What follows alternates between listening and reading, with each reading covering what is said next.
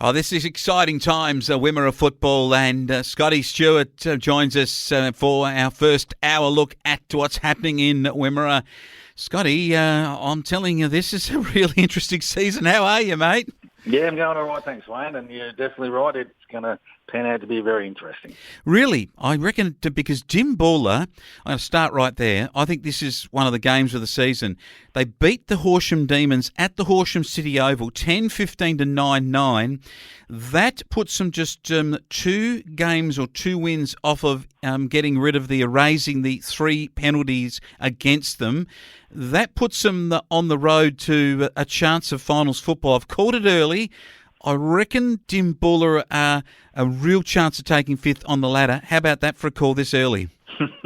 Yeah, it's all interesting, isn't it, with starting the season 12 points behind everyone else and making your way up the ladder with each win. And, yeah, as you say, each win for them, they're so important, isn't it? And they've had 3 goes at it so far, and they got their first win there last weekend, which puts them on the road up to, trying to get off that bottom of the ladder and make their way into a possible finals position. But we're going to preview it soon. But it's this weekend's another tough one for them. But all their games, their 4 points, they're just golden to them, aren't they? Oh, magnificent. Great win by them over Horsham D's too, which winds the clock back to the year they won a premiership and recruited the D's coach and some of the players, I reckon, if I remember. I think that's going back 6-8 years ago now, wouldn't it be, Scotty? Yeah, I'm pretty sure that was 13, wasn't it? 2013, I reckon. It was around about that mark. They did that, and they didn't end up playing the Demons in that grand final. But as you say, they recruited their coach, and I think they knocked over the Horsham Saints that year. Fantastic. Talking about the Saints, knocked over 1-11 at Coghlan Park by the home side. Ararat 24-14. 2 things out of this game. Are the Saints that bad? And the second thing, are Ararat that good? Couldn't believe it when I read their results there on last Saturday evening when these ones come through that Ararat had won. Not that they won the game, fair enough. They're up and going well. But you look at the score on 24-14 to 1-11. Yeah, that was amazing, as you say. Are the Saints that bad or are Ararat that good? But I doubt if the Saints are that bad. I'm pretty sure this was at Coghlan too, and that just makes it even more confusing to read that result. But the bottom line is, I think Ararat might be that good. So. All right, they've got a lot of young players who've come on and another. Since COVID too, some couldn't come back. They were stuck down in town and all of that from last year. You just get a feeling that Ararat are building to something special this year. What about this? Stall too good, 13-8 for Neil, 6-6. I think Stall have got to win every match against anybody that is remotely below them or even just above them if they're to keep Timbula out of 5th place. Yeah, that's it. They're sitting there in 5th spot at the moment, and with that 1 win from last weekend, and obviously with a bye as well. But that was an important win, wasn't it? And as you say, the teams that supposedly should be below them, they got to knock them off, and they did the job there last weekend against Neil. Pretty well had that match controlled from the first bounce by the look of the quarter by quarter scores. Neil kicking 4 goals in the last quarter had a bit of respectability, which was good, but the score was too good. You're too good. What about this, Minyip Machawa? 12-13 over the arch-rival Warwick Eagles, 5-5. It was a very big margin in the end, but probably, would I be fair to say that the Eagles would probably take that against the very, very powerful Minyip Machawa side that still has the nucleus of top-level talent? Yeah, it's an interesting summary out of that one last weekend, watching the Eagles up against that. A bad game, in my own opinion. Didn't play very well, and we really just thwarted every chance whenever they were trying to go forward. And I've had that time again. Maybe they might have done something different there, but the Boroughs, they just did what they had to do last weekend over there, and they didn't shine out as a great deal. It's because they just held the Eagles to control them as the game went on, and there's like 7-8 goal difference at the final siren there. Yeah, fair enough, but that could have been more. But the Eagles, as I say, they put in put in a bit of a bad day over there at Matoa, and they'll be looking to improve on that one. They should, and no multiple goal scorers, I think, as you said. Trouble going forward. No one finishing off the good work from Cheney and Ryan McKenzie, getting it up there. Just got to get somebody and recruit a leading forward. I think Holmes booted 3 for the opposition, and we've seen just the power of a good forward down at Ararat this season already. Let's go to this week's matches, and Scotty, what about this? This is a terrific round. Look, there's going to be some absolute beauties. Let's start with this. Dimmy, get Ararat. Now, this is down at Ararat, and if Dimbula, this becomes the mathematical question every time you lose. I think Ararat will beat them.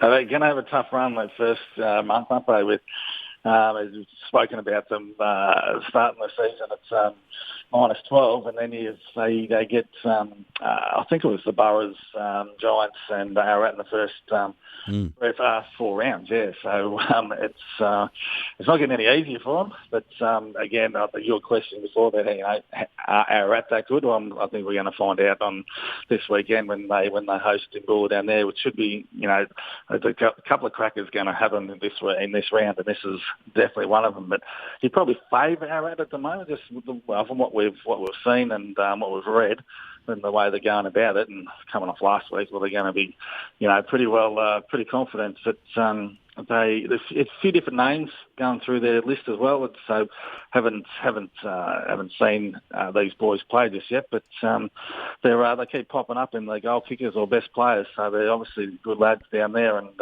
Matty Walder's got them pretty well firing on all cylinders down there, sitting on top of the ladder. But they're going to make life really hard for Dimbula. But look, you hit the nail on the head there before. It's Dimbula. They need to, every 4 points is going to be golden for them. But this is going to be a tough 4 points for them to get, I'd imagine. So look, I'd be probably saying Ararat. Tom Mills up forward, booted 8 last week and started the season well. Warwick Eagles play Horsham. Your lads, the old foe. This one, they've, as I've said many times with you when we talked about games against the Demons, you have this real niggle, and I know in your voice you get really agitated, Scotty, because you just know how many times they've nailed you fellas. You'd love to beat them at Anzac Park. Yeah, definitely would. That'd be a real chance for them to make a bit of a statement there. So that poor game in my view last week. They'd be looking to put a much better performance out in the park, and they definitely can. I mean, last week we had, as you said there before, which was a good point, with the rebound off half back through Kyle and Jade Feeney and Matty Gents and the lads down there. But yeah, they really stalled across the midfield going into the forward line. So if they can correct some of those issues and push the ball forward and get a bit of the old run and carry, as they say, and push that down deep in the forwards. They do have a good forward line where they can kick a goal, but Horsham, well, they're coming off that loss to Dimbula last weekend, so they'll be pretty keen to make up for that, those 4 points that went missing there. So it really, I mean, we've got a couple of crackers that are going to happen between the top 4 enders, but this will be a really good game, and I think in fine conditions on the park, which is going to come up an absolute treat there. This weekend, it'll be a really good game, this one. It will be. Stawell play Horsham Saints. Again, Stawell have got to beat anybody below them to keep at that position in the 5. And obviously, Saints have got to get a win from somewhere. At Central Park, I've gone with Stawell, I reckon, to win, and Saints to continue what's a very poor start to the season. Yeah, I'd be agreeing with that, with Stawell. And you can only agree with that after what we read last weekend with that scoreline to Ararat, can't you? Stawell's got to start favourites, and as you say, down there on their home ground. I mean, the only thing is, and footy is such that funny game, that you might come away with a really bad shellac in 1 week, and then next week you come out and all guns blazing just to make up for that poor performance. So if they can do that, yeah, the Saints will put themselves in the game. But I'm thinking, down there at Stawell, it's at Central Park, the home team, and you mentioned there before about it. If they want to push for that top 5 spot, Stawell, they've got to win these games, and this is another one, and I probably agree that they probably should do that. Should. And the last one, Minyat Matoa and the Southern Mallee Giants. Rivals are now in this competition too. Top of the table rivals too. This is a beauty at Beulah. It was going to be the best one of the round, I think, in that with the Giants and Minyat Matoa. it's good that they come up early against each other. So we're up to round 4, and they've already had some tough matchups, both these sides. So this will really sort them out. 2 undefeated teams, and one of them obviously is going to come away at the end of the day with a loss to their name, barring a draw. But look, putting that, and I've seen these two teams in the last 2 weeks because the Eagles have had these two teams in their last 2 games, and in my view at the moment, I would imagine that the Giants are kicking along just a little bit better. But in saying that, who knows? In the tower, they come up against the probably the premier opposition of the competition at the moment, and it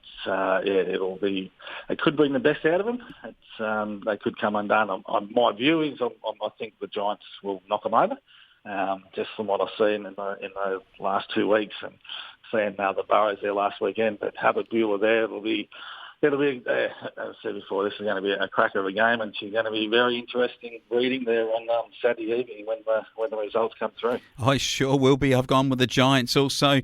They've got some big ins to their side again. They just keep getting stronger and stronger with the Josh Webster going back to centre half back, and that White, I think, comes up to centre half forward. A really, really good game. Great to have Scotty Stewart calling it from the Warwick Herald, and also the paper down at Dimboola and out at Rainbow the Argus too. And I'll look forward to your comments, Scotty, when we do it all again next week. See you then.